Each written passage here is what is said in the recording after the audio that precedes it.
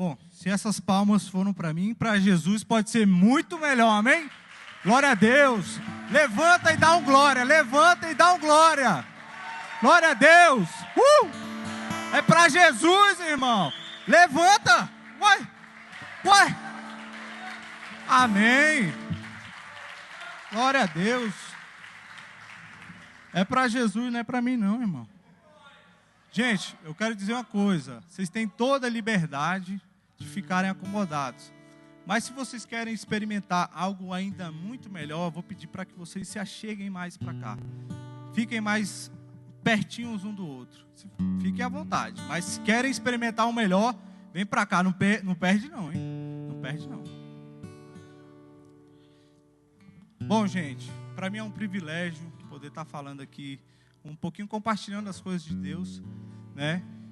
E eu tenho um amor muito grande por essa família aqui, por essa igreja, por essas pessoas, né? Vocês para mim são o máximo. Quero dizer que minha mãe veio hoje aqui também. As pessoas ficam falando, esse menino é órfão, não tem família, não? Tem essa família, tem uma mãe também, tá? Levanta aí, mãe.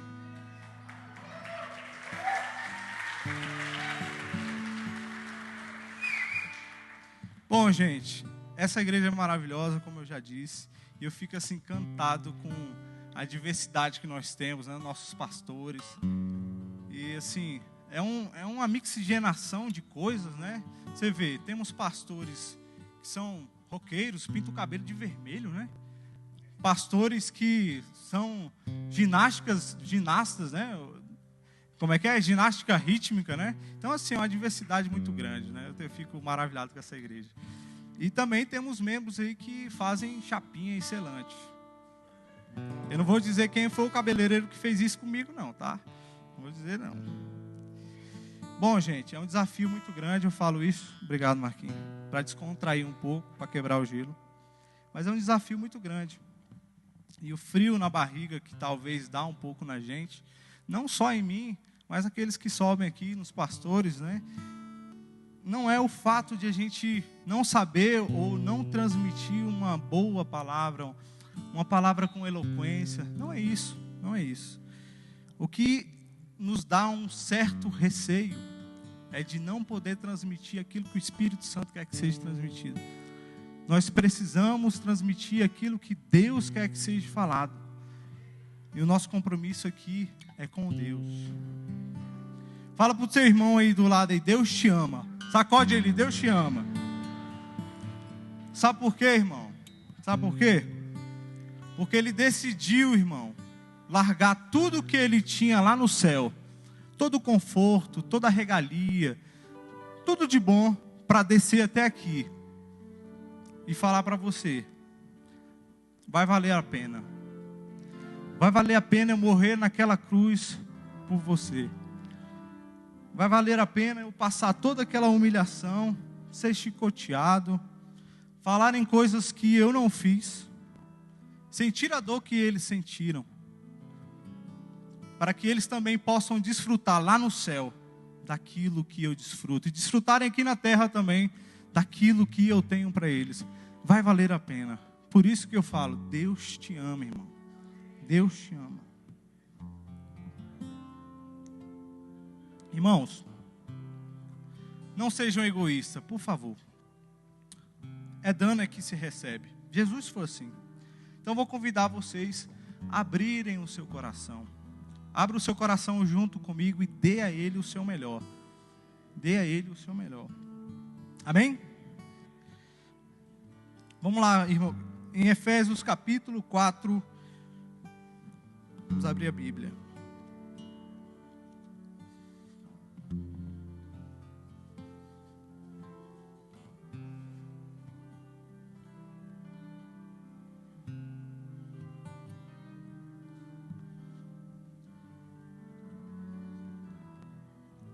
Alguém achou aí? Me ajuda a achar que eu não achei, não. Está entre Gênesis e Apocalipse, né? Bom, gente, eu quero dizer que hoje eu não vou pregar, eu vou só cantar, tá? Brincadeira, não quero humilhar o Felipe, não. E hoje não é o dia da mentira, viu? Crente não tem essa, hoje é o dia da verdade, hein? É. Hoje é o dia da verdade. Efésios capítulo 4. Rogo-vos, pois eu, prisioneiro no Senhor, que andeis de modo digno da vossa vocação, que foste chamados, com toda a humildade e mansidão, com longanimidade, suportando-vos uns aos outros em amor, esforçando-vos diligentemente por perseverar a unidade do Espírito no vínculo da paz. Há somente um corpo e um Espírito, e como também fostes chamados numa só esperança da vossa vocação. Há um só Senhor, uma só fé, um só batismo, um só Deus e Pai de todos, o qual é sobre todos, e age por meio de todos e está em todos. E a graça foi concedida a cada um de nós segundo a proporção do dom de Cristo. Por isso diz, quando ele subiu às alturas, levou cativo o cativeiro e concedeu dons aos homens. Ora, que quer dizer subiu, senão também que havia descido até nas regiões inferiores da terra?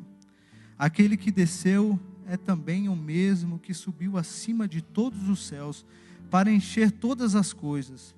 E ele mesmo concedeu uns para apóstolos, outros para profetas, e outros para evangelistas, e outros para pastores e mestres, com vista ao aperfeiçoamento dos santos, para desempenho do seu serviço, para edificação do corpo de Cristo, até que todos cheguemos à unidade da fé e o pleno conhecimento do Filho de Deus, à perfeita varonalidade, à medida da estatura e a plenitude de Cristo, para que não sejamos mais como meninos, agitados de um lado para o outro, ao redor por todo o vento de doutrina, pela artimanha dos homens, pela astúcia com que conduz ao erro, mas seguindo a verdade em amor, cresçamos em tudo naquele que é a cabeça, Cristo, de quem todo o corpo, bem ajustado, consolidado, pelo auxílio de toda a junta, segundo a justa cooperação de cada parte, efetua o seu próprio aumento para a edificação de si mesmo em amor. Paulo escreve essa carta para a igreja de Éfeso. E Éfeso era uma capital romana da Ásia, né, Império Romano. E Éfeso estava entre as 5 maiores cidades do Império Romano no século I. Aparentemente, a igreja a qual Paulo escreveu essa carta, que era Efésios, aparentemente, não havia problemas de controvérsias doutrinárias ou problemas pastorais ali, né? Como em outras muitas cartas que Paulo escrevia para outras igrejas que tinha aquele problema todo. Mas muito pelo contrário, Éfeso passava por um momento assim muito bom. Tinha ótimos pregadores, tinha uma palavra muito boa, tinha o Felipe cantando, tinha um cara de guitarrinha sem dentro, tocando pra caramba, ou seja, uma igreja de tirar o chapéu. Aí, Felipe, gostou, né, Felipe? Paulo passou 3 anos com o povo de Éfeso, pregando, ensinando, compartilhando. Paulo fez grandes amizades. E Paulo, quando ele fez essas grandes amizades, ele arrumou um grande amigo. E esse grande amigo se chama Tíquico, para botar no nome aí do filho de alguém. E quando Paulo escreveu essa carta para o povo de Efésios, né, para a igreja de Efésios, Paulo ele estava preso em Roma, né? Agora, quem ia visitá-lo sempre? Quem ia visitá-lo? Tíquico, um dos seus amigos. Uma ideia aí, façam amigos, viu? Deixem de fazer amigos não. Eu fico imaginando a primeira coisa que Paulo deve ter dito para ele. Eu gosto de ficar imaginando as coisas. Quando Tíquico foi visitá-lo, tá vendo? É muito difícil falar o nome dele. Quando Tíquico foi visitá-lo, Paulo falou assim: meu filho, primeira coisa, esse teu nome é feio demais. Eu vou colocar um nome bem melhor em você. Eu vou botar o nome de Kiko. Ele falou: então tá bom, Paulo, eu vou te chamar de Chaves. Então, aí daí que veio a turma do Chaves, tô brincando.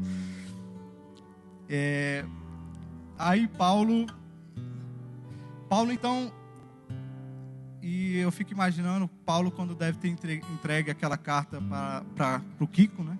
Pro Tíquico. Ele falou assim: olha Kiko, vou te pedir um favorzão, meu querido. E, por favor, não me leve a mal. O que eu vou escrever aqui para vocês é algo sério, ok? Kiko deve ter falado, ok? Então é o seguinte, olha, eu sou prisioneiro, Kiko, por amor de Cristo. Considerando tudo aquilo que nós fizemos, que estivemos junto lá, fizemos junto com vocês, e aquilo que vocês ainda continuam realizando, vou te pedir um grande favorzão, Kiko. Não tente usar da influência que vocês têm lá em Roma, para pedir talvez um pedido de soltura para mim, não. Não leve a mal, não interprete mal a carta que eu estou passando para vocês, não. Não pense que eu sou um pobre coitado, tadinho, Paulo fez muitas coisas boas, vamos soltar ele para levar ele para lá de novo. Não estou escrevendo isso. Eu escrevo essa carta aqui, Kiko, para que vocês vivam essas palavras e sejam conhecidos como cristãos, e a verdade possam reinar sobre vocês, e vocês possam fazer aquilo que o reino de Deus deve ser feito. E vocês continuem realizando aquilo que eu realizei no meio de vocês. O que Paulo mais queria era que as pessoas lá em Éfeso continuassem aquela obra que Paulo estava realizando. E as pessoas, talvez por pensarem, não, a gente precisa de um ajudador aqui, a gente precisa de uma pessoa forte aqui.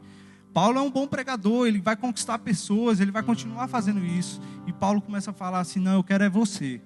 Eu quero é você. Eu quero que você continue aquela obra que eu comecei lá. Vamos ler o versículo 2. Com toda a humildade e mansidão, com longanimidade, suportando-vos uns aos outros em amor. Irmão, Deus quer fazer grandes coisas no nosso meio aqui, amém? Mas para isso, a gente precisa aprender com Paulo, a gente precisa aprender com a palavra. E o básico, a gente precisa aprender o básico dos básicos, tá? No evangelho, na vida, tudo é um processo de construção, passo a passo. Eu dou o primeiro passo e vou subindo no degrau, vou subindo, e tudo é um processo. E no evangelho não é diferente. Como eu quero realizar coisas boas, grandiosas, sendo que eu não sei fazer nem o básico?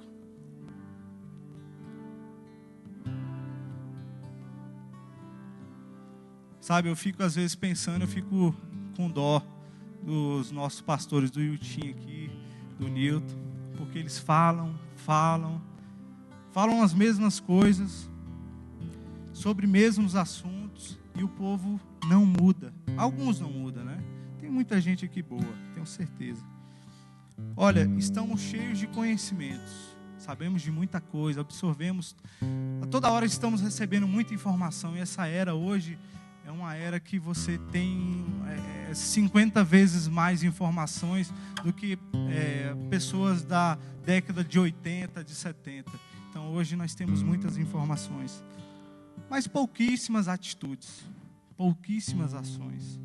O que adianta você ter conhecimento e não aplicá-las? O que adianta você ouvir e não aplicá-las? Olha, muitas vezes nós falamos que nós somos cristãos para as pessoas. Só que as pessoas param e te percebem assim, olha, essa pessoa não é cristã não. Sabe por quê? Porque as suas atitudes dizem não. As suas ações dizem não.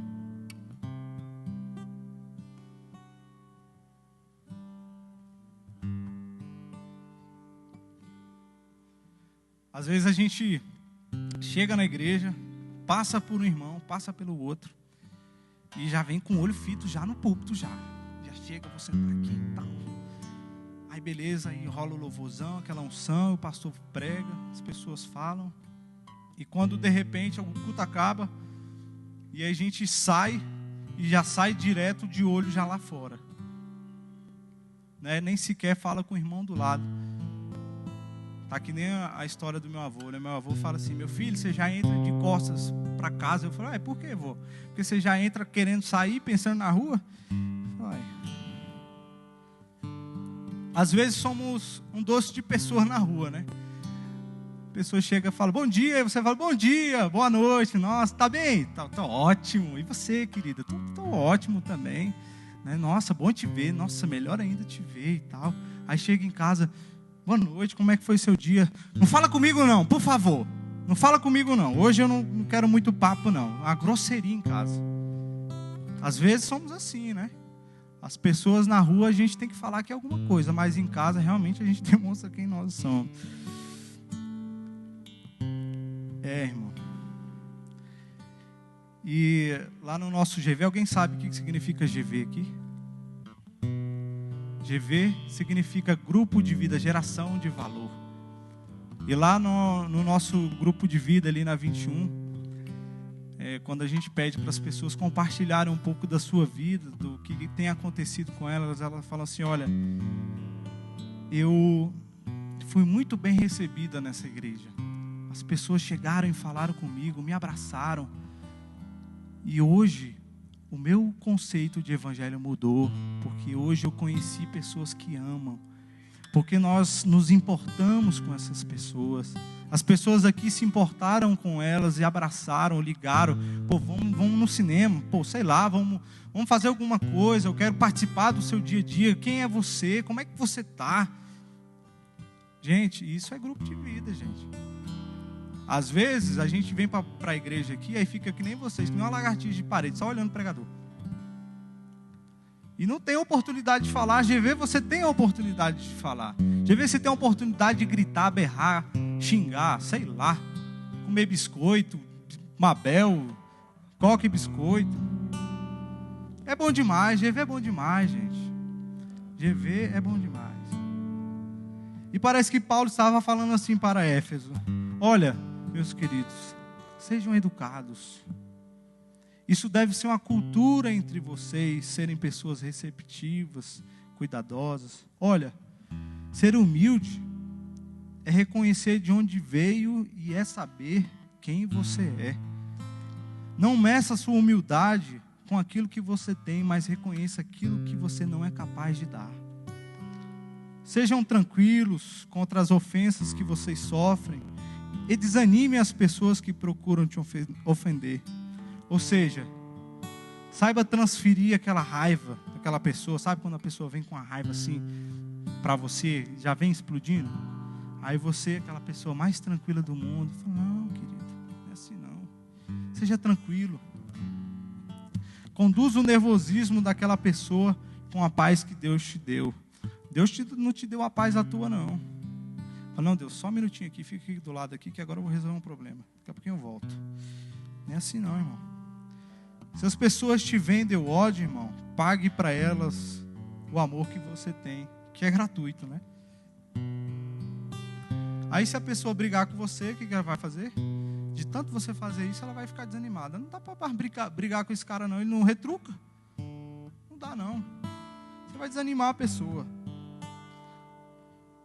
Gente, o que as pessoas mais esperam de nós não é talvez uma retórica, uma boa palavra, uma eloquência, né?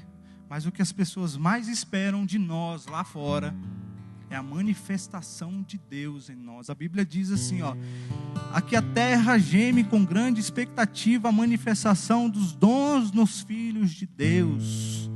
Atitudes simples, gente, irão construir grandes ações, passo a passo.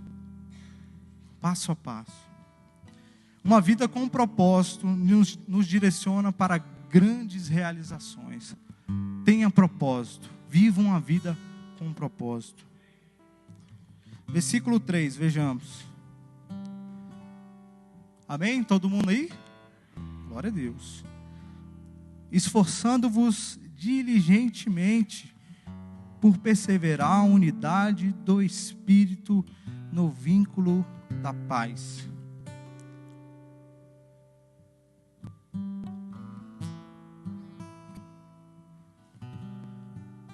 Sabe qual é um dos maiores problemas que eu tenho visto em algumas pessoas? É a falta de uma visão clara de sua missão. E ultimamente, aqui na igreja, nós temos falado muito sobre missão, propósito pessoal, né? temos batido nessa tecla. Aí eu te pergunto, por que você está aqui hoje? Por que você veio hoje? Não precisa me responder não, tá? E qual a finalidade de você estar naquela empresa, naquele trabalho? Por que você está naquele trabalho? Por que você está inserido naquele ambiente social com aquelas pessoas? Ah, será que é só por... Ah, sei lá, vou só criar um amigo aqui. É passagem, Deus me colocou aqui de passagem. Nem gosto daquele cara mesmo. Ah, aquela pessoa é legal e tal. Ou no trabalho, pô, estou aqui no trabalho só para receber uma grana boa, para bater o ponto diário. Por que você está? Você já se perguntou isso? Já parou para analisar? Pessoas, quando não têm uma visão clara de sua missão, são facilmente machucadas quando confrontadas. Quando essa pessoa não tem uma visão clara daquilo que ela é, qualquer embate, qualquer confronto, ela é machucada. Dodóizinha, tadinha.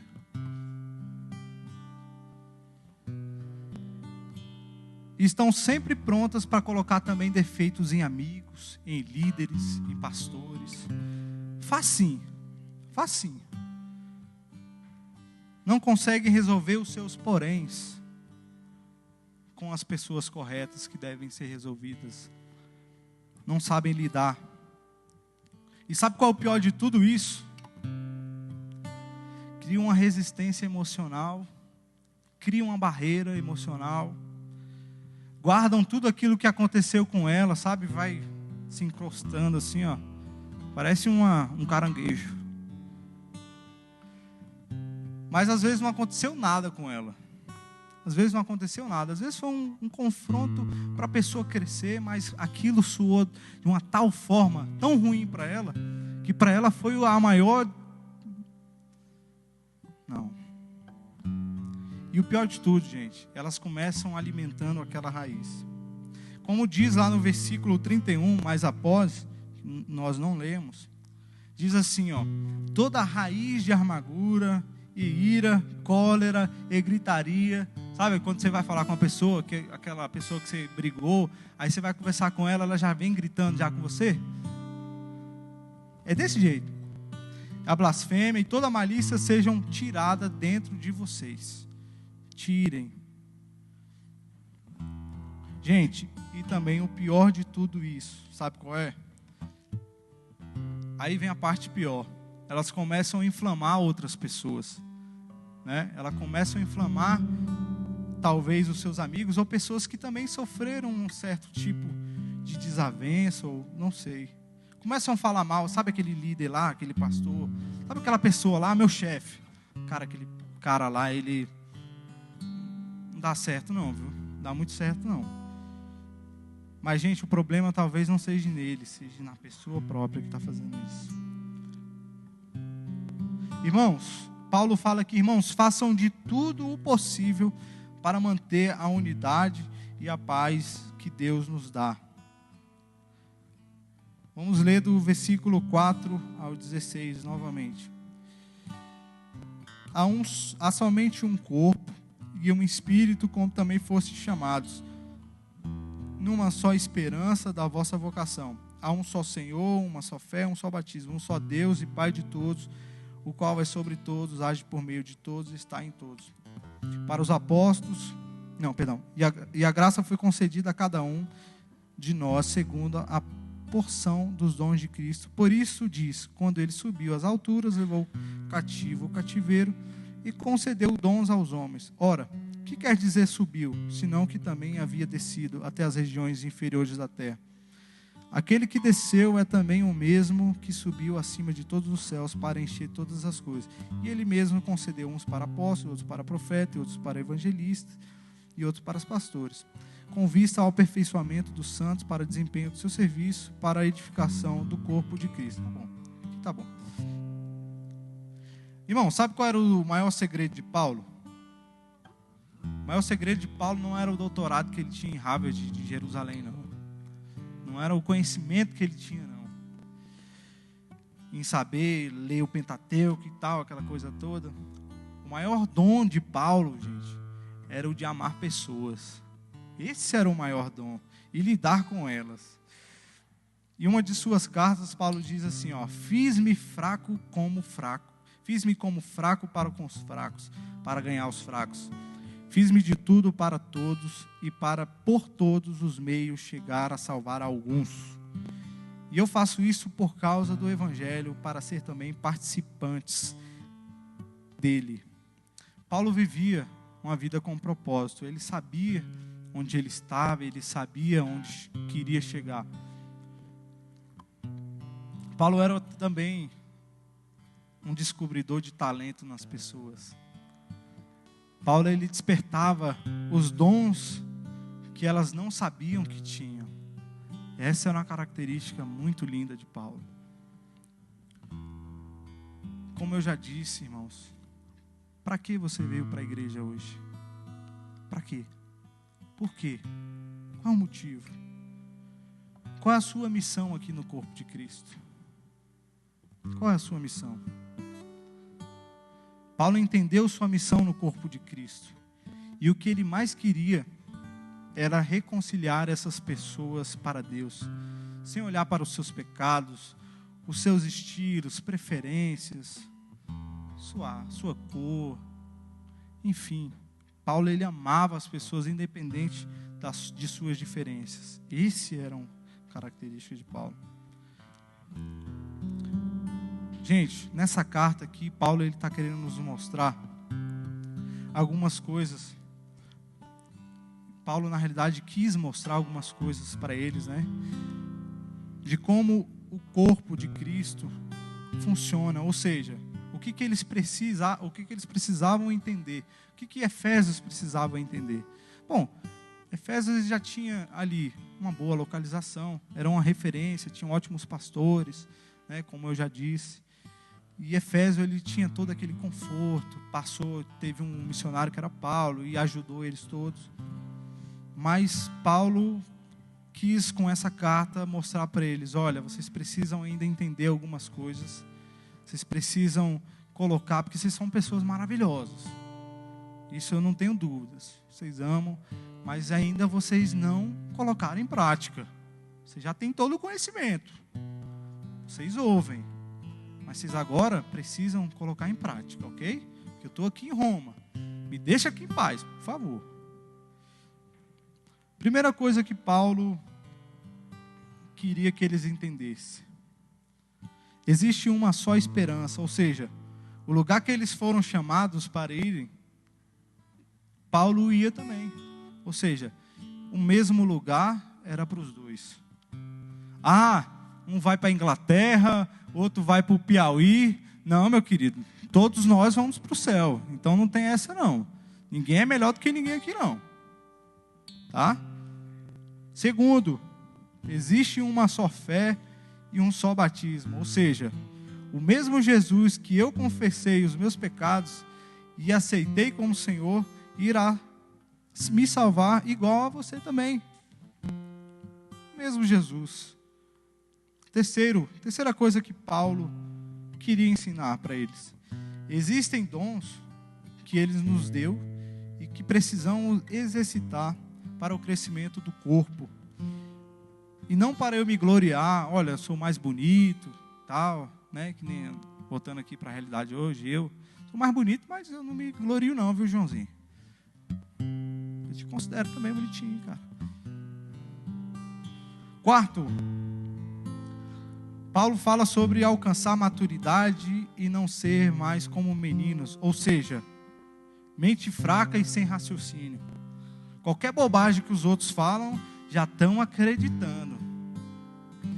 Venha para a quarta da prosperidade, você vai receber o seu talão de cheque. Não, meu amigo, leia a palavra, conheça aquilo que Deus tem para vocês, não sejam como meninos. Quinto, Paulo fala, tudo o que vocês têm de bom, seus dons, seus talentos e habilidade, ajuste tudo isso dentro do corpo, ou seja, a sua habilidade, a sua disponibilidade, use para com os outros. corpo de Cristo, né?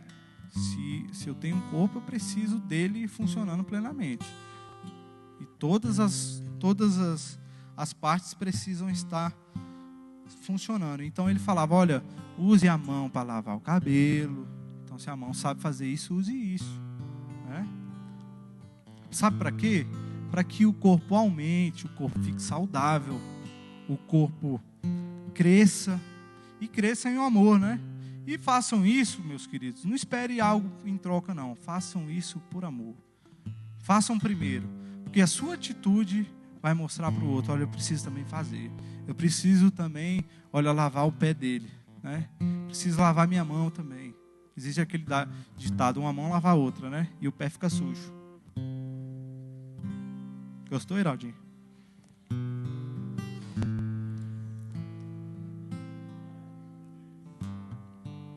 Irmãos, precisamos aplicar as nossas habilidades. Olha, Pedro, eu não sei, eu tenho habilidades, mas eu não sei pregar, eu não sei.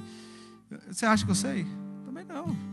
Eu não sei cantar, eu não sei, mas o melhor lugar, gente, é o GV. Junto com você. Gente, o GV. Lá você vai conseguir se soltar, lá você vai ter a sua oportunidade de falar besteira. Eu já falei tanta besteira lá. Mas o bom que tem que não deixa eu falar. Eu falei, deixa esse menino falar aí. Fala, Deus. Fala no lugar desse menino.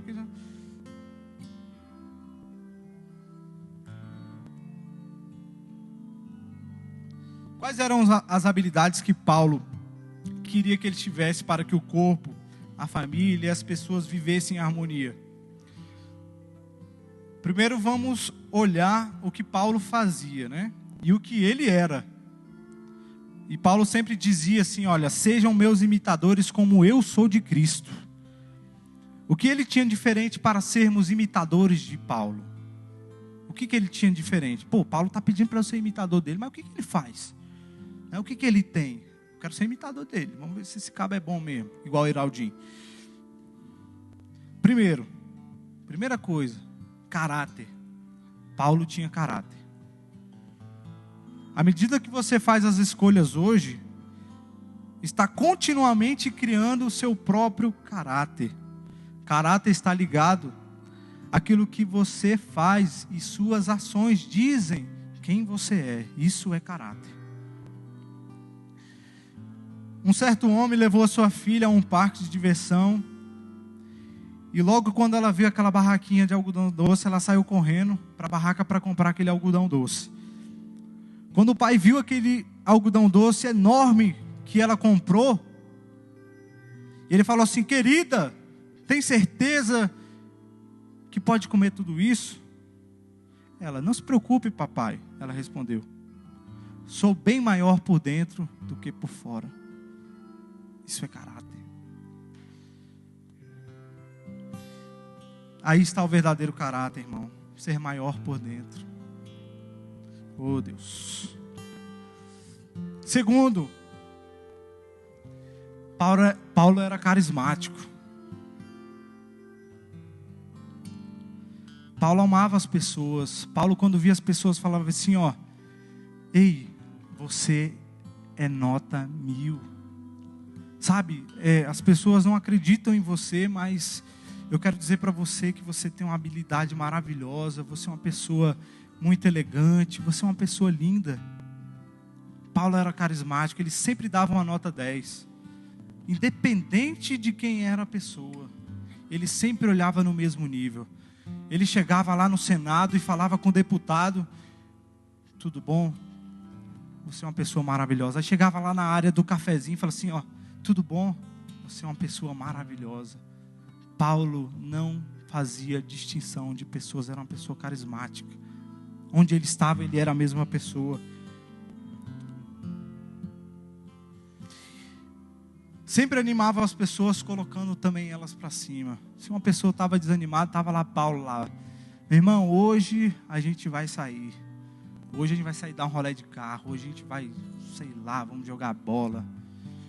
Hoje a gente vai para uma cachoeira, vamos rir até. Vamos jogar Uno. Paulo jogava Uno, sabia? Durante uma corrida para a liderança do governo britânico, William Gladstone e Benjamin Disraeli eram rivais. Muitas pessoas acreditavam em William, pois tinham as melhores qualidades para exercer essa liderança.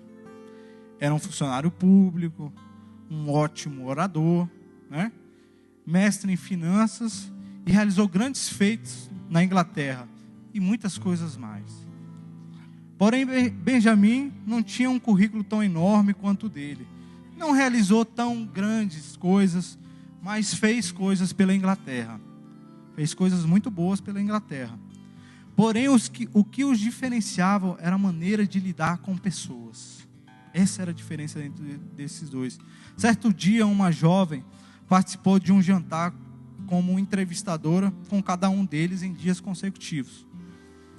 Quando lhe pediram a sua opinião sobre cada um deles, ela disse: olha, quando eu saí do jantar com o senhor William, o considerei o mais inteligente do mundo.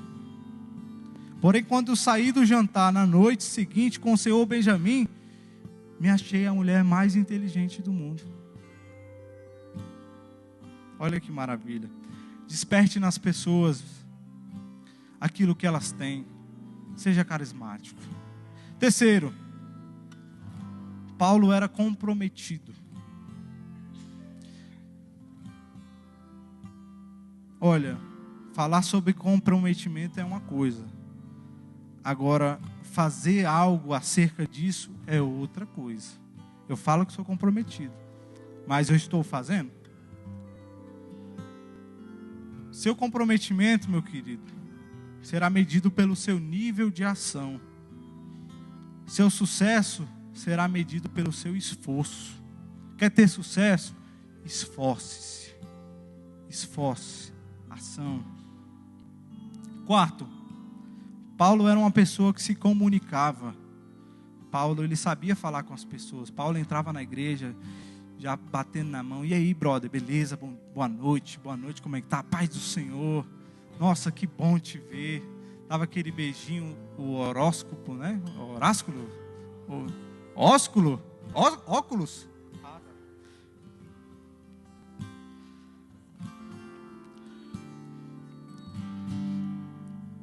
Paulo, ele conversava com as pessoas, sabe? Ele procurava dialogar, ele buscava sempre conselhos. Ele sempre estava disposto a conversar com as pessoas. A palavra de Deus diz que no meio da multidão de conselhos se acha muito bom. Quinto, tinha muita coragem. Irmão, vou dizer uma coisa aqui, ó. A primeira vez que eu subi nesse púlpito aqui, eu tremi que nem uma vara de bambu. Eu não sabia o que falar, mas eu falei assim, eu preciso vencer isso aqui. Porque Deus me deu força, Deus me deu coragem, Deus me deu ar, eu preciso vencer isso aqui. Assim, teve um dia, a Cíntia falou assim, ó, você vai ser líder do GV. Eu falei, meu Deus, e agora?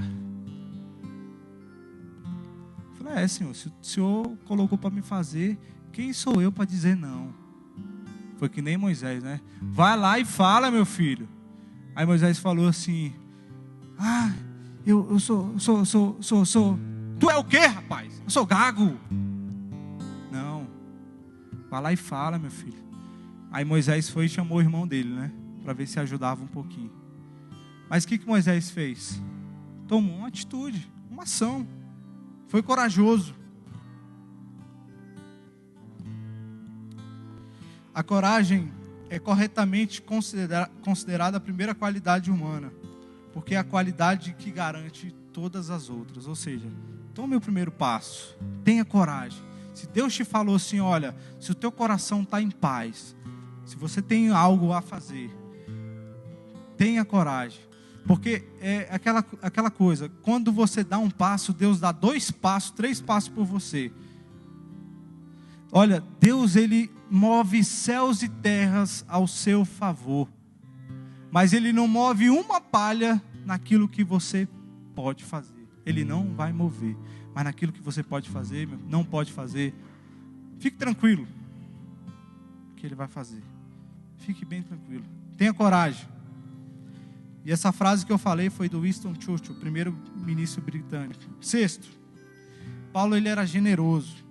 Ele tinha a habilidade de doar tempo, doar atenção, dinheiro, sabe? Dar aquela carona. Poxa, eu comprei um lindo carro. Já vou pegar o meu carro e vou sair rasgando aqui da frente antes que alguém me peça carona. Eu não quero dar carona para ninguém. Irmão, seja doador. Seja doador. A palavra de Deus fala, é melhor dar do que receber. Doe sua atenção para as pessoas, sabe?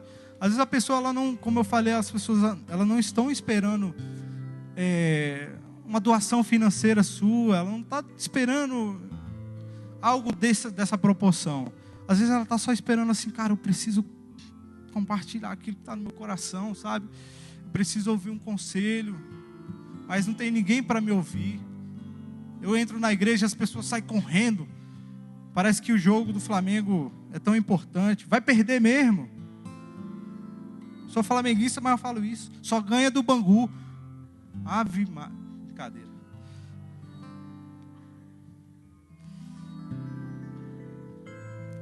Sétimo e último. Amém? Glória a Deus.